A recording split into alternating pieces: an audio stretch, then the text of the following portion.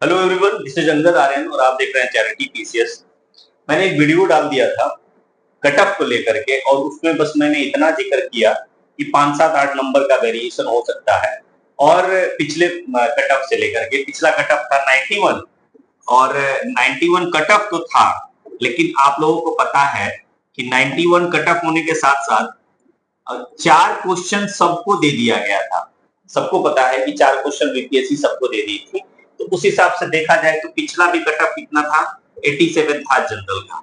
और इस बार का अब एक लॉजिक में और दिया था कि एक तो पिछली बार 28 से 30 क्वेश्चन टफ थे, इस बार 70 से 80 क्वेश्चन सब टफ है, डायरेक्टली 2 से 2.5 गुना ज्यादा। तो मैं बहुत ज्यादा मार्जिन इसमें नहीं लिया। मैं बोल दिया कि जो 4 क्वेश्चन ये हो गए और 2-4 क्वेश्चन इधर से आपको मिल सकता है, तो कुल मिला के 5 से 7 क्वेश्चन को आपको छूट मिलना चाहिए पिछले साल की अपेक्षा।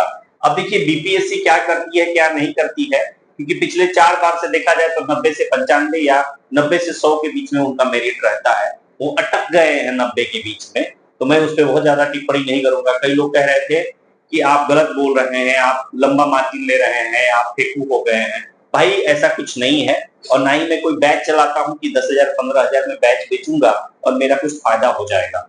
मैं बस एक जनरल आंकड़े बता रहा था जो अभी देखिए मैंने लगा रखा है अपने आप पोस्ट पे, और उस पे कम से कम 700-800 लोगों ने बोला है कि कम से कम 507 नंबर तक का मार्जिन मिलेगा। 90% 700 लोगों ने उस पे 600-700 लोगों ने कमेंट किया है, मतलब सर्वे में शामिल हुए, जिसमें 85% लोगों ने बोला है कि 5 से 7 नंबर का मार्जिन होना चाहिए। तो ये सब आधार बना के मैंने बोला आपसे कि एक अच्छा खासा संख्या जानता है कि 80 प्लस के आसपास आपका मेरिट रहना चाहिए। तो ये मेरा लॉजिक था। उसके अलावा एक और आप लोग देख लीजिए जो सिचुएशन चल रहा है कि जितने भी आंसर की आपको किसी भी कोचिंग के द्वारा मिला है, उन सभी के कोचिंग वाले में कम से कम 5 से 7 क्वेश्चन ऐसे हैं जो डाउटफुल है। मैं किसी कोचिंग विशेष का और कुछ किसी क्वेश्चन विशेष की बात कर दूं तो भी आप लोग परेशान हो जाओगे और कमेंट बॉक्स में आ जाओगे।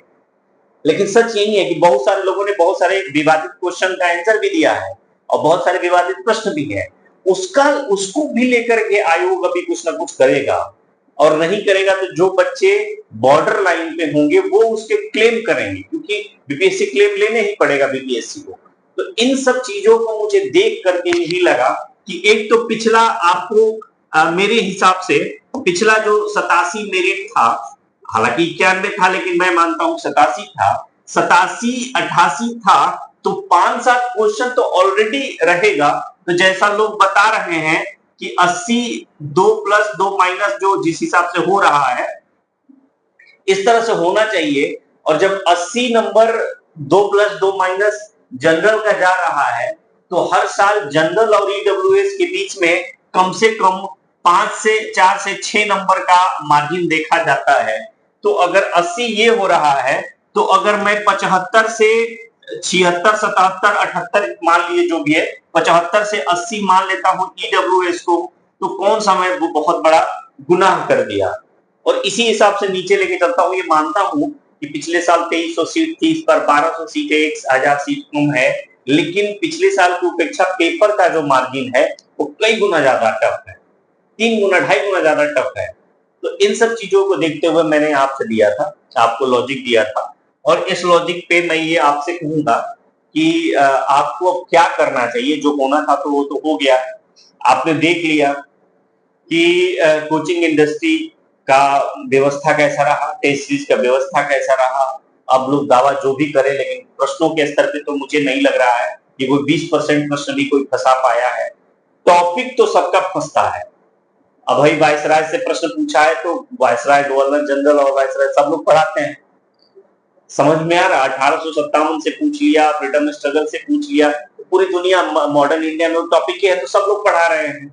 लेकिन क्वेश्चन पे जो स्पेसिफिक जो कहा जाता था कि 150 टेस्ट सीरीज से मेरे प्रश्न रहेंगे, अब कोई दावा करने नहीं आ रहा, और अगर कर भी रहा है तो नीरा झूठ बोल रहा है वो कि मेरे टेस्ट सीरीज से 150 क्वेश्चन आए हैं, मेरे टेस्ट सीरीज से जितना भी क्वेश्चन आए हैं, ये नीरा झूठ है। आप लोग भी जानते हैं, पेपर दे के आप निकले हैं तो आपको भी पता चला है कि किसी के टेस्ट सीरीज वगैरह से नहीं आया है, महज आडंबर है। महज विवाद है और ये कलयुग है। जितना झूठ बोलेंगे उतना ही आप फलेंगे, उतना ही आप विस्तारित होंगे। समझ में आ रहा? तो मेरा बस आप लोगों से यही कहने का बस लबोलुबाब है कि आप लोगों को अब फोकस करना चाहिए। 72 में जिनका हो रहा है मेंस वो मेंस दे, और जिनको मेंस में जुड़ना है वो 80, 81, 91, 63, 68 एक व्हाट्सएप ग्रुप बनाया गया है।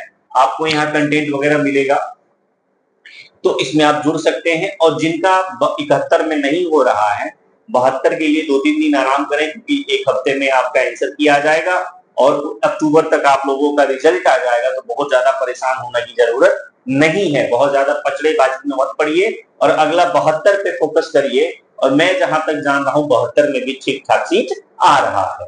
ठीक है, तो अपना दिमाग कॉन्सेंट्रेट करिए। पेपर को खत्म हुए 2 दिन हो गया, आज 16-17 तारीख हो गया, 3-4 दिन हो गया।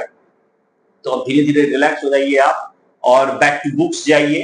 कोई घपलेबाजी में मत पड़िए, फालतूबाजी में मत पड़िए और शुरुआत से एनसीईआरटी खाइए, नोट्स बनाइए, बेसिक बुक्स पढ़िए, उनके नोट्स बनाइए।